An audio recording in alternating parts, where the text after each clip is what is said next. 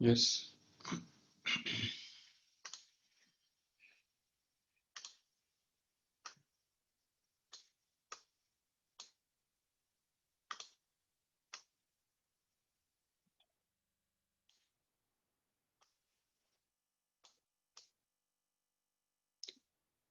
Okay, so be ready to understand the concepts. See, last time we understood the concept of relative velocity. What is relative velocity? The velocity of one of the object with respect to other is actually called as the relative velocity. बराबर? तो जैसे for example अगर हम किसी train के अंदर बैठे हैं और दूसरा ट्रेन अगर हमारे साइड में से जा रहा है, तो कभी कभी ऐसा होता है कि वो दूसरा वाला जो ट्रेन है तो वो हम हमसे आगे जा रहा होता है, और कभी कभी ऐसा होता है कि वो जो दूसरा वाला जो ट्रेन है वो पीछे जा रहा होता है हमारे रेफरेंस फ्रेम में। तो इसलिए हम देख सकते हैं कि the velocity with which the other train is moving with in the frame of reference of our train, मतलब हमारे फ्रेम ऑफ रेफरेंस के अंदर वो ट्रेन का वेलोसिटी कितना है वो ढूंढ के निकालना माना रिलेटिव वेलोसिटी। ये बहुत डीप कंसेप्ट है, इसको समझो ठीक से। देखो, जब हम ट्रेन के अंदर बैठते हैं तो हम देखते हैं कि बाकी सारी चीजें जो है वो हमको पता चलती है कि वो पीछे जा रही है, बराबर। तो ये इसीलिए होता है क्योंकि हम अपनी हमारे फ्रेम ऑफ रेफरेंस के अंदर बैठ के उसको देखते हैं, बराबर। तो होता ऐसा है ना कि when we see the objects, moving objects in the frame of reference of our means we ourselves are moving, अगर हम खुद मूव हो रहे हैं तो ऐसे केस में क्या होता है कि जो मूविंग बॉडीज है, दूसरी जो मूविंग बॉडीज होती है, तो वो हमको उनका जो वेलोसिटी, एक्चुअल वेलोसिटी कुछ और होता है, बट हमको जो उनका उनका जो अपरेंट वेलोसिटी है तो वो कुछ और ही हुआ करता है। तो वो अपरेंट वेलोसिटी, जिस वेलोसिटी से दूसरे ऑब्जेक्ट्स मूव करते हुए नजर आते हैं, जब हम उसको किसी भी बॉडी को जब हम एक मूविंग ऑब्जेक्ट के रेफरेंस फ्रेम के अंदर से देखते हैं तो उसको बोलते हैं रिलेटिव वेलोसिटी। अपरेंट वेलोसिटी भी बोल सकते हो उसको, ठीक है ना। तो जैसे देखो, और रिलेटिव वेलोसिटी निकालने के लिए क्या करना पड़ता है हमको, क्या बताया था last time? What is the formula for finding the relative velocity of A with respect to B? If actually suppose the both of these bodies are moving with the different velocities like VA and VB, suppose, so what we have to do in order to find out the relative velocity of A with respect to B? तो उसके लिए formula बताया था VA minus VB, correct है। तो ये formula, लेकिन ये फॉर्मूला हमने देखा था कल कि चेंज करना पड़ता है। अगर ये फॉर्मूला कभी यूज होता है सिर्फ तब जब दोनों बॉडीज जो है वो सेम डायरेक्शन में जा रहे हैं। if their velocities are in the same direction, then we can say that the relative velocity will be given by this formula, no doubt. But if suppose the bodies are moving in the opposite direction, one is moving in this way and other is moving in this way, so in that case we can get the formula for the relative velocity to be va plus vb, correct है? va plus vb, ये जो formula है तो ये हमको मिलता है कब, जब दो बॉडीज जो है वो अपोजिट डायरेक्शन में जा रहे हैं तब। Basically, the question arises, what is the use of this concept of relative velocity? ये जो relative velocity का जो concept है उसका basically फायदा क्या है, क्यों हमने इंट्रोड्यूस किया इस concept को, क्या जरूरत पड़ी? तो देखो, अभी अब एक दो तीन एक क्वेश्चंस हम ऐसे लेंगे जिसके बेसिस पे आपको ये पता चलेगा क्लियरली कि what is the use of this concept of relative velocity. Okay, so take the first question. देखो अभी ठीक से, तो suppose that two bodies, a car and bus, are moving in the same direction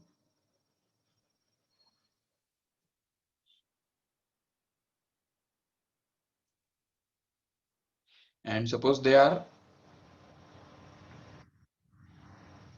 at suppose 250 meter distance apart। मतलब जब वो start करते हैं, मतलब जब वो मूव कर रहे हैं तो उस समय उनके बीच में डिस्टेंस कितना दिया है, 250 मीटर इतना दिया हुआ है, ठीक है। तो जब उनके बीच में डिस्टेंस 250 है, तभी हमने उनको ऑब्जर्व करना चालू किया, ठीक है। Their speeds are given to B,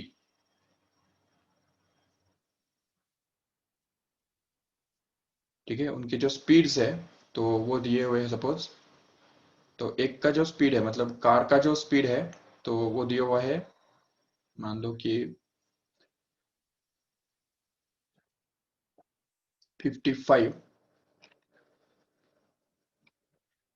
थोड़ा ज्यादा नहीं हो गया, चलो ऐसा करेंगे 25 मीटर पर सेकेंड। एंड बस का जो स्पीड है तो वो थोड़ा से कम है, और वो है suppose only yes 20 metre per second, okay, 20 metre per second, yes. So now देखो ठीक से, दोनों एक ही पॉइंट, दोनों एक ही समय, एक ही इंस्टेंट पे हम देख रहे हैं उनको, उनके जो स्पीड्स है वो 25 मीटर पर सेकेंड और 20 मीटर पर सेकेंड है रिस्पेक्टिवली, उसको हम बोल देंगे, ठीक है, यस। और ये भी हमको दिया हुआ है सपोज कि कार इज बिहाइंड बस, ठीक है। कार जो है वो बस के पीछे है, और कितना डिस्टेंस पीछे दिया हुआ है यहाँ पे, 250 मीटर डिस्टेंस पीछे है, ठीक है। सो अभी पूछा ये है कि after what time car will be able to overtake bus. देखो ठीक से, ये हमारा क्वेश्चन है, after what time car will be able to overtake bus. मतलब अगर मान लो कि ये एक स्ट्रेट लाइन हमारा रेफरेंस लाइन है, ठीक है, और इसके ऊपर समझो यहां से कार स्टार्ट कर रहे हैं, ये देखो ये सपोज कार है,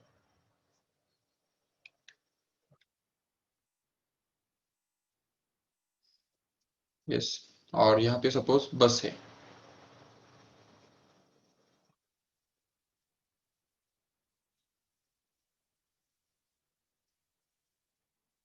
ओके। अभी देखो ये दोनों के बीच में जो डिस्टेंस है तो वो 250 मीटर डिस्टेंस है ऑलरेडी, ठीक है, और दोनों मोशन में है। बट इसमें देखो एक बात अच्छी है कि कार जो है वो थोड़ा फास्ट है कि नहीं, कितना स्पीड से मूव कर रहा है कार, ये देखो यहाँ पे दिया हुआ है 25 मीटर पर सेकेंड स्पीड से मूव कर रहा है, देखो। तो 25 मीटर पर सेकेंड स्पीड से कार मूव कर रहा है, जबकि बस जो है तो वो भी आगे मूव कर रहा है, लेकिन उतना फास्ट नहीं है, वो थोड़ा स्लो है, जो कि सिर्फ 20 मीटर पर सेकेंड स्पीड से आगे बढ़ रहा है। दोनों एक ही डायरेक्शन में, सेम डायरेक्शन में जा रहे हैं, ठीक है। बट क्या होगा ना कि धीरे धीरे इनके बीच में जो डिस्टेंस है वो कम होता जाएगा, बराबर। तो जैसे आगे बढ़ेंगे, और इनका स्पीड, दोनों का स्पीड कांस्टेंट है, बिल्कुल बिल्कुल। तो लेकिन एक एक पॉइंट आएगा कि जब ये कार जो है वो धीरे धीरे उनके बीच में डिस्टेंस कम होते होते होते एक पॉइंट आएगा यहाँ पे, कि हो सकता है कि जो कार और बस जो है वो दोनों एक ही पॉइंट पे एक ही समय पे आएंगे, हो सकता है ऐसा होगा, क्योंकि कार का जो स्पीड है वो ज्यादा है, बराबर, और बस का जो स्पीड है वो थोड़ा कम है। और इसकी वजह से क्या होगा कि एक समय, एक ना एक समय जरूर ऐसा होगा कि जब ये दोनों जो है वो एक ही पॉइंट पे आके मिलेंगे, बिल्कुल। मेलविन ने आंसर ढूंढ के निकाला, but it's wrong actually. Just think about it again, see here what is happening here is car and bus both are moving in the same direction with different speeds. So here we have to find out the time after which they will meet each other. So we can solve this in two methods. दो अलग अलग method से हम उसको solve कर सकते हैं, देखो कैसे। तो सबसे पहला मेथड जो है वो हमारा ट्रेडिशनल मेथड हम यूज करेंगे। तो उसके बाद फिर दूसरे मेथड के अंदर हमको ये रिलेटिव वेलोसिटी का जो कंसेप्ट है वो, उसका जो फायदा है वो समझ में आएगा, देखो ठीक से। तो अभी yes we can see suppose the x coordinate of the अभी यहाँ पे अगर इस पॉइंट को अगर हम ओरिजिन मान लेते हैं, जहाँ पे कार खड़ा है तो उसको अगर ओरिजिन मान लेते हैं, तो इस बस का जो इक्वेशन है, अच्छा कार का जो इक्वेशन ऑफ मोशन है वो कैसा रहेगा बताओ। कार कार जो डिस्टेंस ट्रेवल करेगा तो वो 25 मीटर पर सेकेंड स्पीड से ट्रेवल कर रहा है ना वो, तो एक सेकेंड में 25 मीटर डिस्टेंस जाएगा। ठीक है, 2 सेकेंड में कितना जाएगा, 50 मीटर जाएगा। 3 सेकेंड में 75 मीटर जाएगा। तो इस तरह से ये हम देख सकते हैं।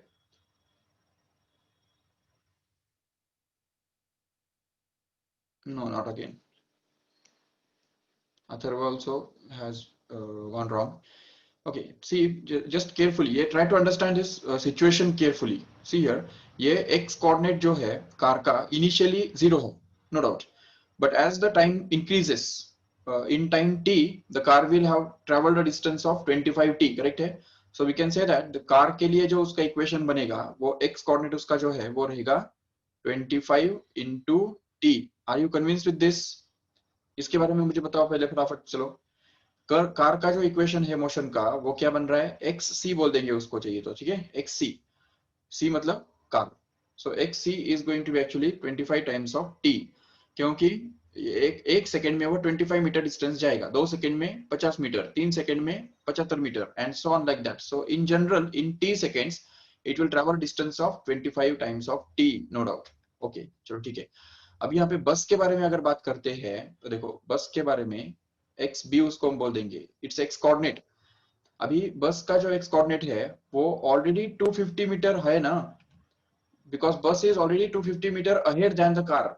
That means initially when time starts, at that time only the bus has traveled 250 meter distance already, and whatever the distance it will travel in t time will be addition to this, in addition to this 250, right?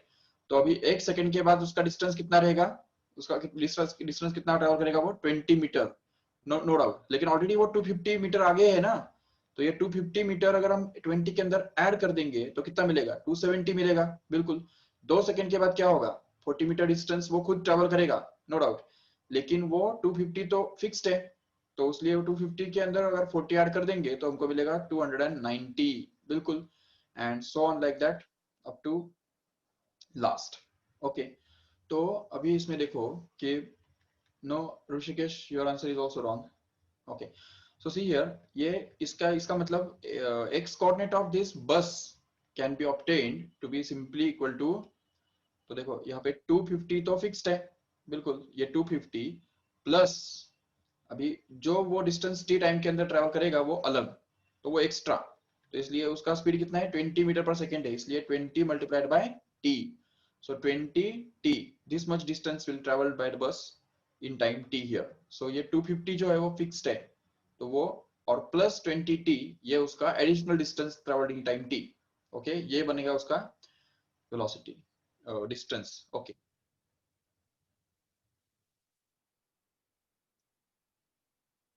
Yes Atharva, now you are correct. Okay, चलो ठीक है। So let us try to understand here. So xc is going to be equal to 25t, and xb is going to be equal to 250 plus 20t. Okay, what we want here is we want that xb should become exactly equal to xc. Okay, तो इसका मतलब यहाँ पे xc का जो value है वो और xb का जो वैल्यू है वो इक्वल हमको बनाना है। क्यों? क्योंकि तब तो वो मिलेंगे ना, जब उनके दोनों के x कोऑर्डिनेट सेम होंगे तब तो वो उनको तब तो हम बोलेंगे कि वो मिल गए। ठीक है, they are arriving at the same point at the same time. So इसलिए फिर इसको अगर इक्वेट करेंगे तो हमको मिलेगा 25t is going to be equal to 250 plus 20t, correct है। जिससे हमको ये 20t को उस तरफ लेके जाएंगे तो हमको मिलेगा 25t minus 20t is going to be equal to 250t, right? Sorry, 250 only, yes. And then we can get this as 5t is equal to 250, right? And then we'll be able to get this as t is equal to 250 upon 5, which is actually going to be 5 5 is cancel, तो 50 seconds, देखो ठीक से, तो 50 seconds will be the correct answer. Okay, 50 seconds. But अभी हम इतना सब झंझट करके निकालेंगे क्या हर बार? नहीं। तो उसके लिए एक सिंपल सा तरीका ये है कि देखो, अगर हम इस अपने आप को अगर एज्यूम करते हैं कि we are already sitting there in the suppose bus, ठीक है, तो बस हमारा फ्रेम ऑफ रेफरेंस हो गया। बस के अंदर अगर हम सपोज बैठे हैं, ऐसा इमेजिन कर लो, तो कार का जो स्पीड है, तो कार का स्पीड हमारे फ्रेम ऑफ रेफरेंस के अंदर कितना हुआ, उसको बोलते हैं relative velocity. We can say that relative velocity of car car with respect to bus कितना हुआ, तो वो हो गया 25 minus 20 which is actually going to be 5, correct है। तो इसका मतलब कार जो है वो हमारे रेफरेंस में, मतलब बस के फ्रेम ऑफ रेफरेंस में सिर्फ 5 मीटर पर सेकेंड स्पीड से जा रहा है। और अभी कार और बस के बीच में जो डिस्टेंस है वो कितना है, 250 मीटर डिस्टेंस है। एक बार हमने अगर बस को, अगर हमने फ्रेम ऑफ रेफरेंस चूज कर लिया और रिलेटिव वेलोसिटी निकाल लिया, तो उसके बाद हम इस बस को रेस्ट में समझ सकते हैं। We can blindly consider the bus to be at rest and car to be in motion with the relative velocity. So car is in motion with the 5 meter per second speed only, and it has to cover a distance of 250 meter here. So at a speed of 5 meter per second, what time will it take to cover a distance of 250 meter then? तो वो तो simple सी बात है, 250 divided by 5, that's all. That is, we are going to get the same correct answer once again here. So relative velocity अगर use करेंगे तो यहाँ पे time t can be found out to be simply equal to distance between these two, that is car and bus, divided by relative velocity. तो देखो यहाँ पे time निकालने के लिए हमने क्या किया, यहाँ पे डिस्टेंस को, मतलब 250 को रिलेटिव वेलोसिटी से डिवाइड किया।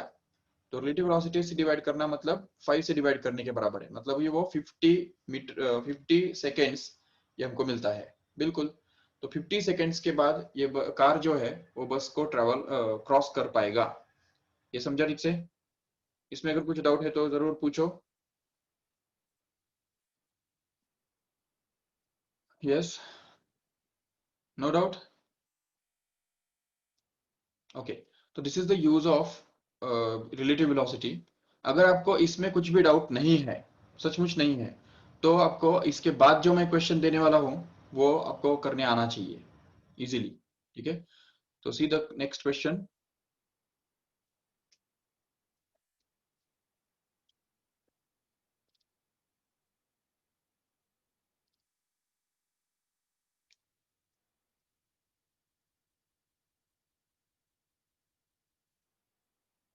Okay, train 120 metre long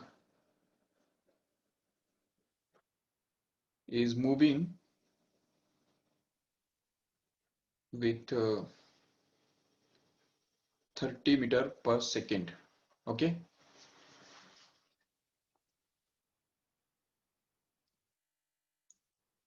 so how long will it take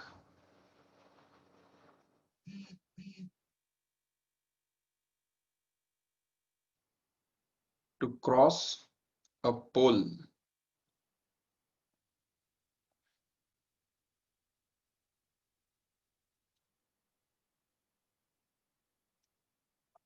Yes, find answer fast.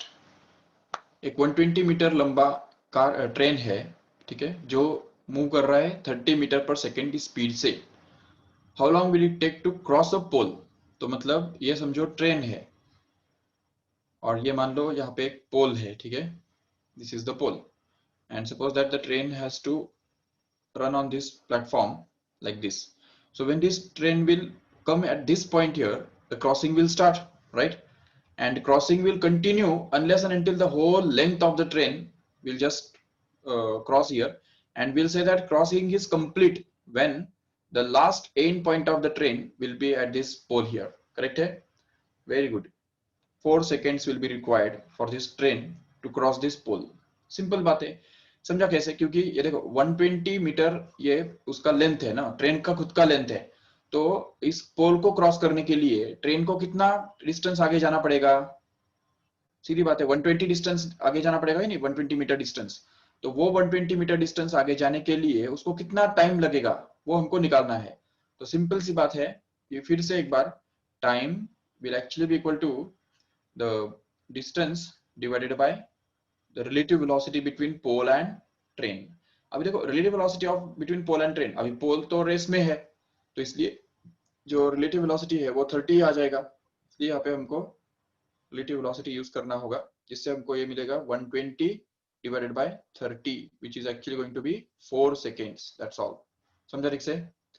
Yes, 4 seconds के अंदर वो क्रॉस करेगा। ठीक है, अभी दूसरा क्वेश्चन देखो। इसी के सिमिलर क्वेश्चन है ये वो।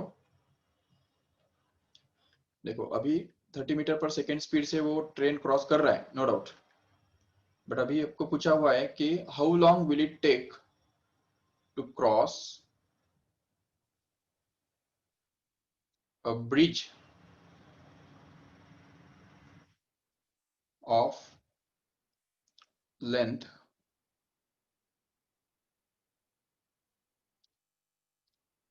60 मीटर। देखो ठीक से, अभी ब्रिज है अभी 60 मीटर लंबा। देखो सपोज यहाँ पे ये ट्रेन जा रहा है आगे, एंड ये उसका पटरी है, और समझो यहाँ पे ब्रिज आने वाला है, और ये जो ब्रिज है वो 60 मीटर लंबा है, इधर से इधर तक ब्रिज है, और उसके बाद वापिस पटरी कंटिन्यू हो रहा है। सो अभी देखो ये 60 मीटर लंबा ब्रिज क्रॉस करने के लिए इस ट्रेन को 30 मीटर पर स्पीड से कितना टाइम लगेगा, कैसे ढूंढेंगे?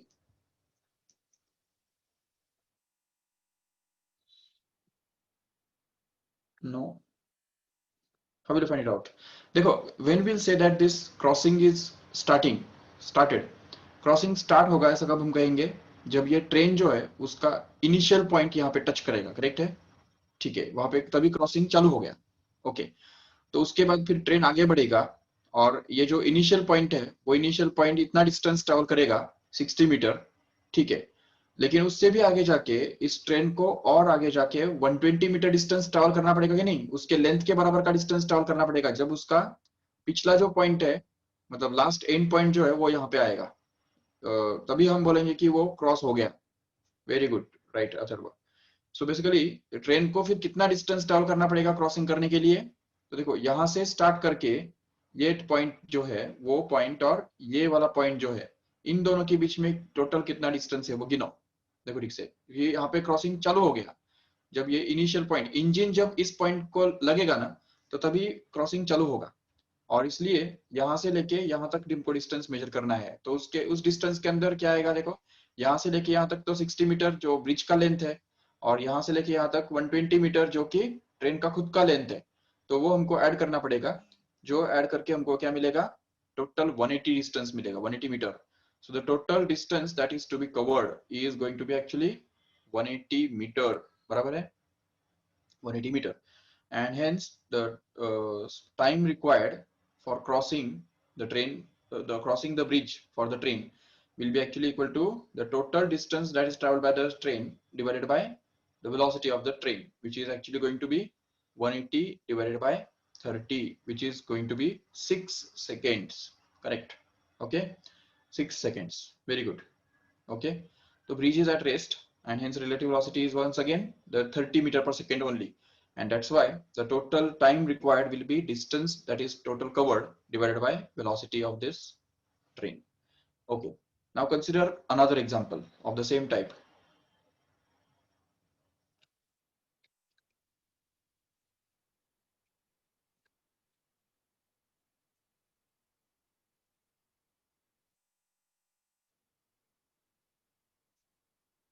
Same type question, a train is moving with the speed of 30 meter per second. Okay, how long will it take to cross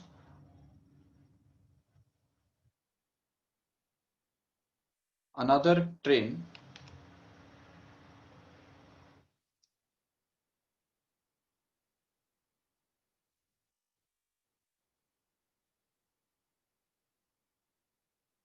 90 meter long,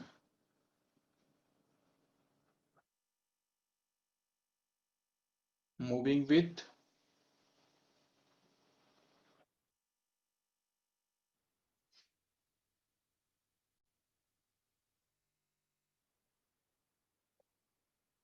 45 meter per second? चलो करके दिखाओ अभी। देखो ठीक से, एक ट्रेन जो है वो 120 मीटर लंबा, जो कि 30 मीटर पर सेकेंड स्पीड से मूव कर रहा है, right? Obviously in the same direction ना।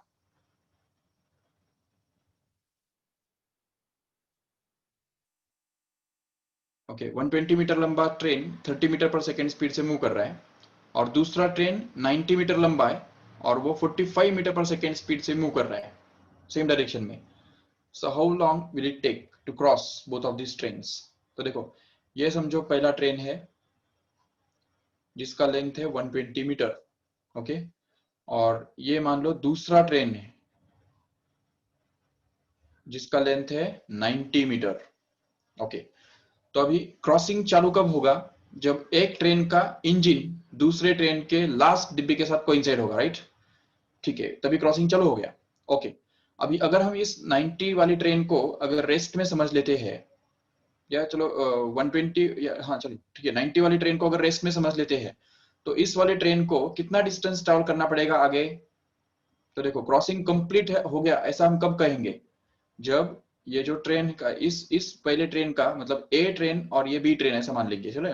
तो ए ट्रेन का जो लास्ट एंड पॉइंट है, लास्ट डिब्बा जो है, वो जब यहाँ पे इस ट्रेन बी ट्रेन के इंजन के साथ कोइंसाइड होगा ना, तभी हम बोलेंगे क्रॉसिंग इज कंप्लीट।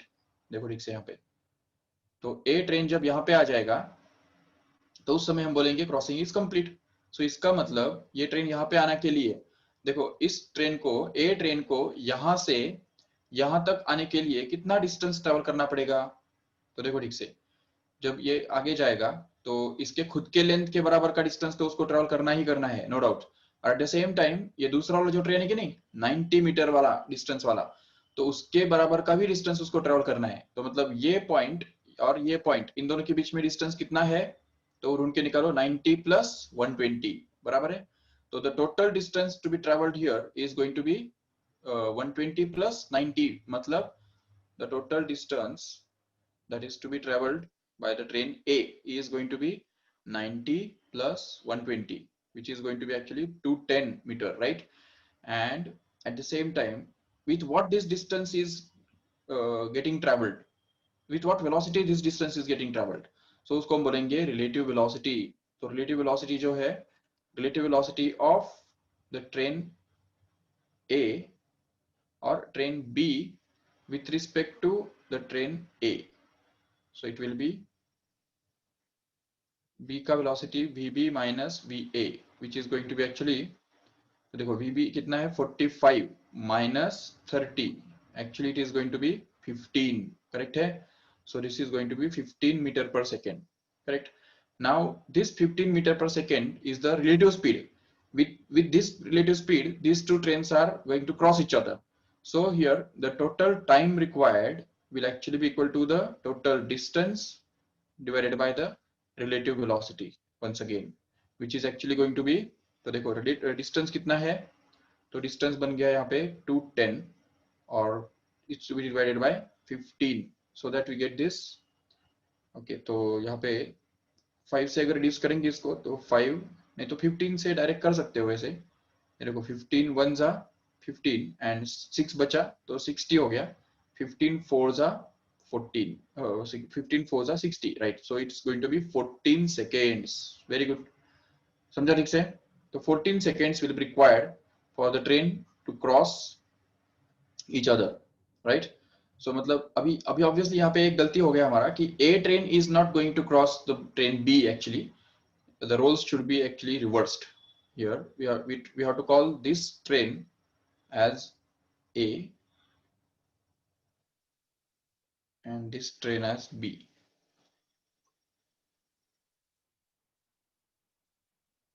तो जो फास्ट वाला ट्रेन है, फास्ट कौन है? बी ना, तो बी फास्ट है, इसलिए इसको हमको बी बोलना होगा, जो कि 90 मीटर लंबा है, ठीक है, और वो 45 मीटर पर सेकेंड स्पीड से जा रहा है, राइट? और ये दूसरा जो ट्रेन है वो ए ट्रेन है, जो जिसका लेंथ जो है वो 120 मीटर है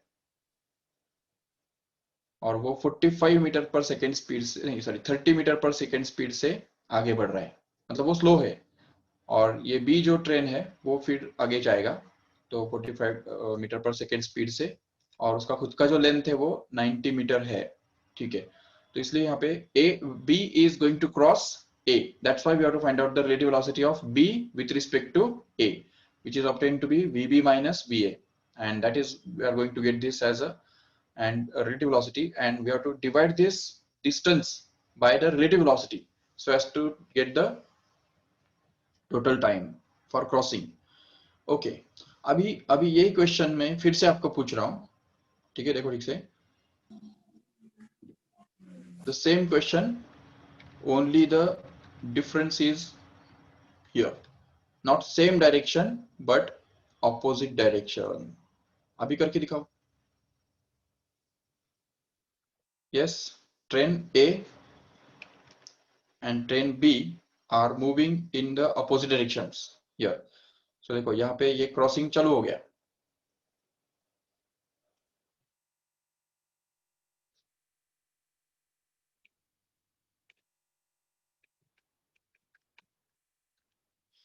ये देखो समझो, ये एक ट्रेन है, फर्स्ट ट्रेन ये है, और दूसरा ट्रेन ये जब यहाँ पे आएगा, मतलब एक का इंजन और दूसरे का इंजन, दोनों के इंजन जब कोइंसाइड होंगे ना, तभी वो क्रॉसिंग चालू होगा, ऐसा हमको बोलना पड़ेगा, बिल्कुल। बट अभी क्रॉस होने के लिए उनको कितना डिस्टेंस ट्रैवल करना पड़ेगा, वो तो फिक्स्ड है, क्योंकि ये क्रॉसिंग कंप्लीट हो गया, ऐसा हम कब बोलेंगे, जब ये वाला ट्रेन, ए ट्रेन जो है सपोज, तो ए ट्रेन जब यहाँ पे आ जाएगा, अभी मान लेते हैं कि B is at rest, okay, B is at rest and A is moving this way with the relative velocity now. So what is the relative velocity of A with respect to B? Because A is moving this way and B is moving this way.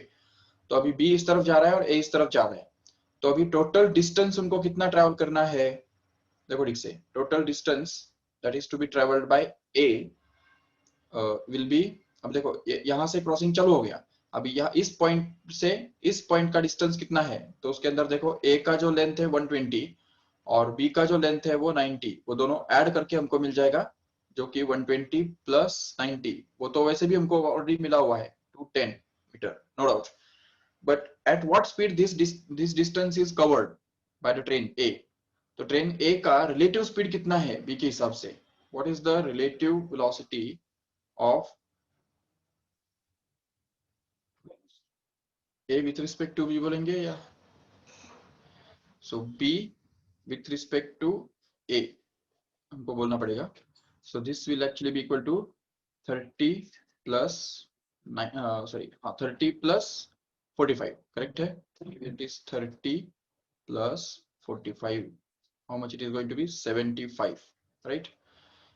Yes, so here 75 meter distance will be meter per second, this will be the relative velocity, and in order to get this traveled, the time required will actually be distance upon relative velocity once again, which is actually going to be 210 divided by 75, which has to be, अभी अगर 15 से इसको reduce करेंगे तो यहाँ पे हमको मिलेगा 5 और यहाँ पे मिलेगा 14, so here it is going to be 14 by 5, means how much it is, it's going to be 2.8 meter, sorry, second, समझा ठीक से, 2.8 seconds will be the time required for crossing these two trains each other.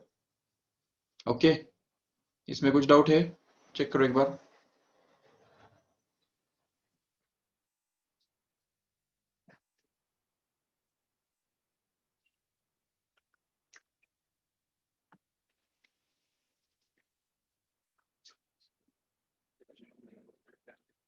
Yes, no doubt.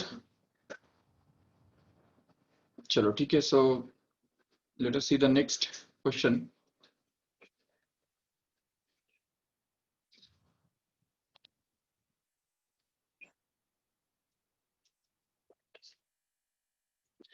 Okay, अभी ये हमने देखा कि दो trains अगर सेम डायरेक्शन में जा रहे हैं तो रिलेटिव वेलोसिटी सबट्रैक्ट करना पड़ता है, और दो ट्रेन्स अगर सपोज अपोजिट डायरेक्शन में जा रहे हैं तो उनका रिलेटिव वेलोसिटी हमको निकालने के लिए उनका वेलोसिटीज ऐड करने पड़ते हैं, ठीक है। But basically these two cases are just the special cases of a more general formula, because see the relative velocity is a very broad concept actually. अगर देखा जाए तो अगर मान लो कि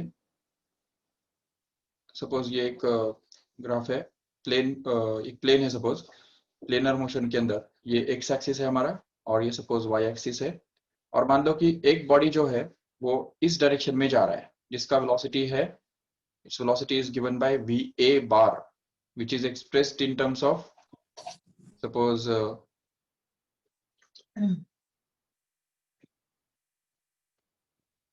उसको हम एक्स वाई कोऑर्डिनेट्स के फॉर्म में एक्सप्रेस करेंगे, तो V A bar can be expressed as V X I bar plus V Y J bar, okay. And now V B bar मतलब दूसरे बॉडी का जो वेलोसिटी है, तो वो भी सपोज आई बार और जे बार के फॉर्म में दिया हुआ है, एक्सप्रेस किया हुआ है, तो उसको हम बोल देंगे सपोज उसको हम ऐसा बोलेंगे यू से डिनोट करेंगे, चलो ठीक है, you B bar.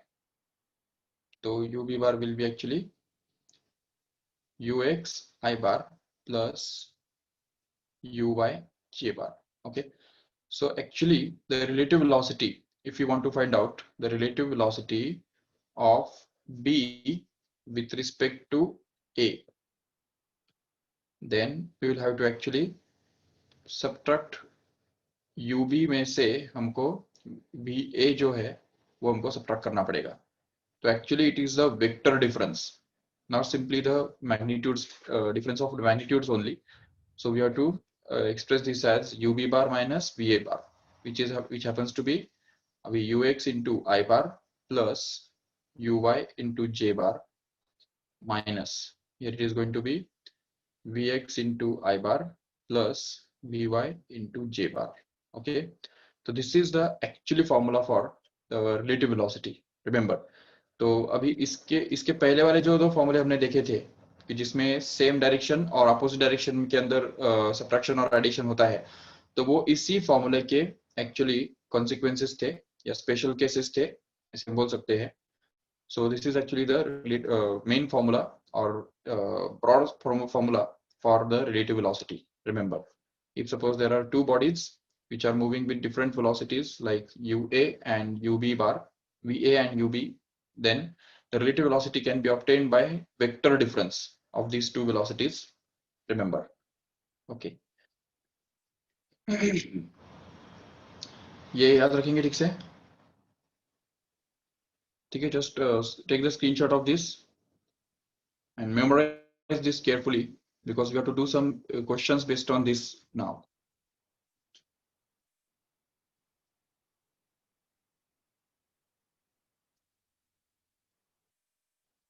Okay, so let us see the question.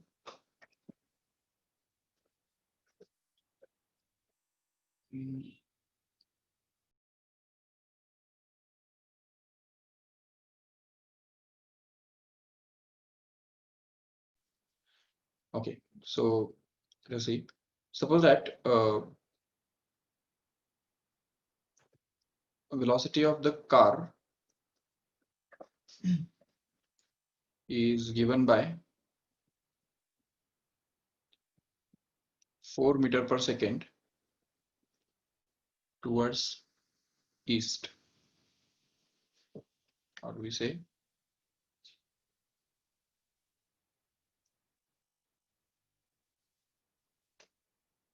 okay, and velocity of the bus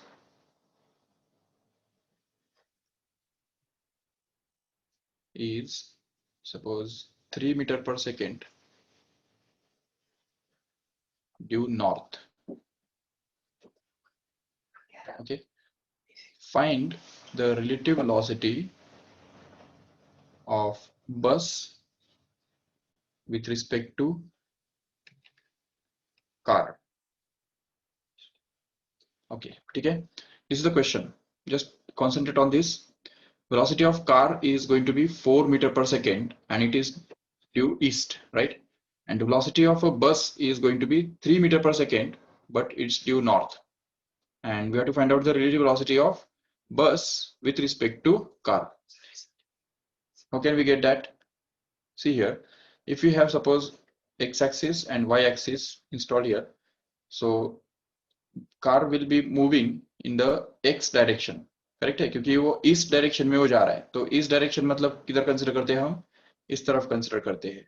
okay, so we can show the velocity of car to be like this, okay, with a by a vector which is of magnitude 3 meter, nahi, 4 meter per second. Okay, so this is the velocity of car. Okay, and at the same time we can consider the velocity of bus towards north by a vector which is of magnitude 3 meter per second in the y direction. Okay, positive direction of y-axis. Yes, so now we can see the velocity of velocity of car can be expressed as vc bar, can say vc bar, which is going to be actually 4 times of I bar. समझा ठीक से, 4 I bar. क्यों? क्योंकि हमको पता है already x direction में जो एक यूनिट वेक्टर होता है तो उसको हम I बार बोलते हैं, और उस x डायरेक्शन के अंदर कोई भी वेक्टर जो होता है उसको हम I बार के फॉर्म में ही एक्सप्रेस करते हैं हमेशा.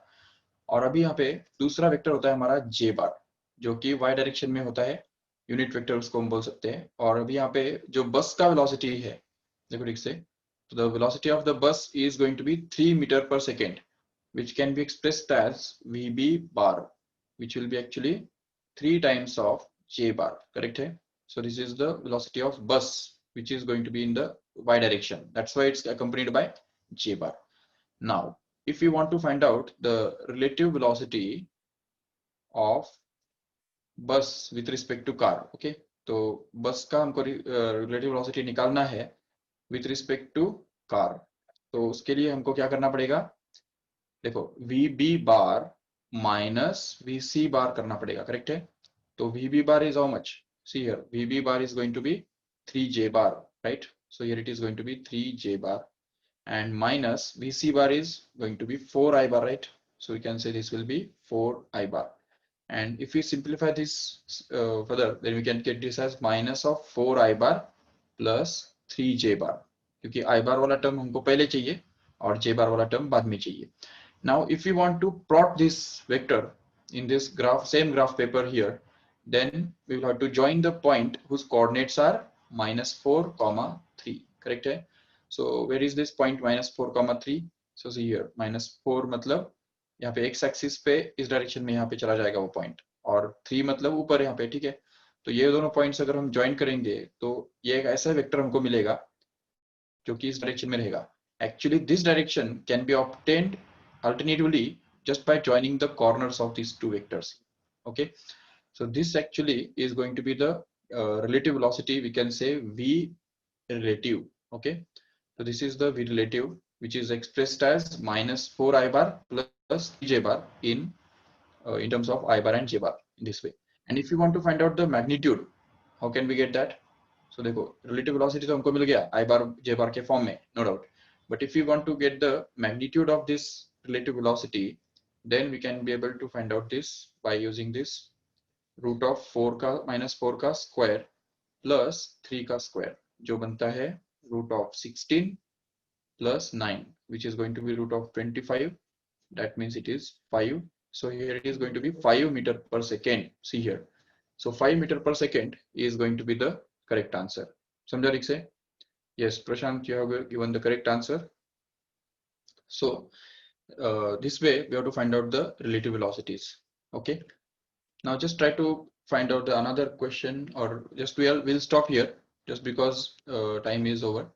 So next topic will continue tomorrow. Okay. Velocity of car with respect to bus. Yes, yes. Sir yes, बोलो. सर नीट के बुक्स कभी लाने हैं? नीट के लिए यस सर. आप ला सकते हो वैसे. लेक्चर्स आपके स्टार्ट हो जाएंगे एक 2-3 दिन के अंदर, मतलब मंडे से ही स्टार्ट हो जाएंगे आपके नीट के लेक्चर्स. बिल्कुल. ओके सर, ठीक है सर. बुक्स वैसे तो मार्केट में बहुत सारे अवेलेबल है. मोस्टली मैं रेकमेंड करूंगा आर्यन पब्लिकेशन के जो बुक्स हैं. तो फिजिक्स के लिए तो डीसी पांडे का एक सीरीज आता है पूरा 5 बुक्स का, तो वो सबसे बेस्ट है, तो वो आप प्रेफर कर सकते हो. या तो फिर एमटीजी का भी होता है. Okay sir. यस. चलो ठीक है, any other doubt from any other side? No sir. Okay okay okay. Sir कल के जो रिकॉर्डिंग्स है वो कब तक आएंगे? कल के रिकॉर्डिंग्स ना आ जाएगा, अभी मंडे को तो सभी मिल जाएगा आपको, मंडे तक। मैथ्स के लिए आर्यंत का ही ठीक रहेगा। आर्यंत के सारे सारे बुक्स जो है जेई और नीट के लिए आर्यंत के बेस्ट है। ठीक है।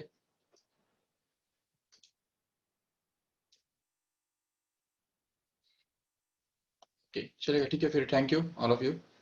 Bye bye.